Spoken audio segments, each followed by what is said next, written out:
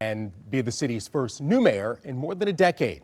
Let's turn now to political analyst Mario Morrow. Mario, thank you so much for joining us this morning. And how do you think those candidates performed last night? I thought they both did exceptionally well. If I had to give an edge to one candidate over the other, I would say that Council President Mary Sheffield did very well. And because she has the experience, she's been in office 12 years, she had the vernacular of the office and the operations of what's been going on, and she talked about the successes of the city, even though Mike Duggan's mayor, you know, she's going to go on the coattails and say, yes, I did this, I did that. So, yeah, I thought it was very well. I have to take my hat off, though, to Channel 7 and also Carolyn and Chuck Stokes. They kept that flow going, and it was a real nice debate as it relates to the formula of the success of coming out and everything flowing. Absolutely. And of course, you know, we are so lucky to have Chuck and Carolyn on our team leading the way. Let's look at the candidates. Each candidate had different goals that they were trying to accomplish. Were they able to accomplish those goals last night? And did any of their critiques of their opponents land?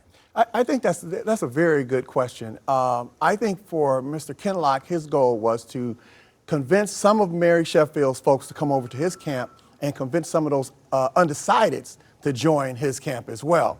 Mary Sheffield's goal was to maintain what she has and to grow on those independents and maybe even take some away from Kinloch. I think that I don't think there are too many people that went and switched candidates. However, I do believe that there are some undecideds that are still undecided. They're still out there based on your clips from earlier. There are people saying, well, I don't know, I'm still going to think about it. So now you're going to see this massive advertising for both candidates, whether it's social media, whether it's TV, radio, or billboards. Do you think there is enough time and enough, to be quite honest,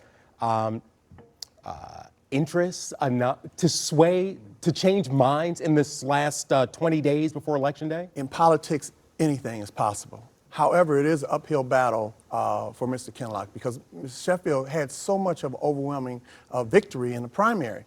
So I'm not saying it's impossible, but it's going to be a hard case to sell to the people. It is possible, but it's going to be hard work and it's going to take a lot of money and energy.